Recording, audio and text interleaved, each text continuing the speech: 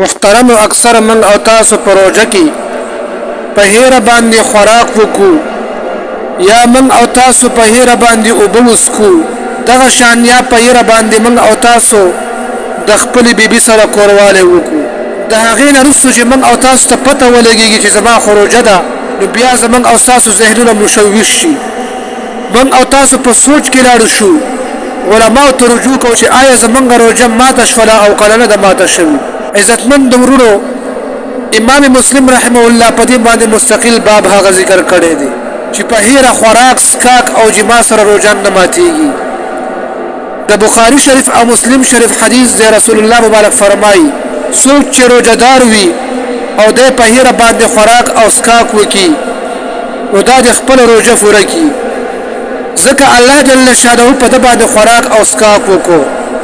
لہذا په دې سره روژه نه ماتېږي د دې حدیث نه وروسته امام نووي رحمه الله لیکلی دی دا حدیث د اکثر علماو دپاره دلیل دی په دې خبره باندې چې که روژهدار په هیره سره خوراک سکاک یا جما وکړي نو په دې سره روژه نه ماتېږي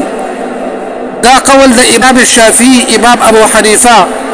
امام داود رحمه الله نور فقهاو هم دا مسله په تفصیل سره ذکر کړې ده په دې ځای کې یو اهمه مسله محترمو دا ده که یو کس په هیره باندې خوراک سکاک او جما وکړي اوس که دا کس کمزوری وي یا بوډا وي نو بیا ورته یادول نه دي پکار او که چېرته دا انسان قوي وي په ځوانۍ کې وي طاقت وي او دا انسان وویلي په اوبو څښلو باندې وویلي یا یې په خوراک کولو باندې وویلي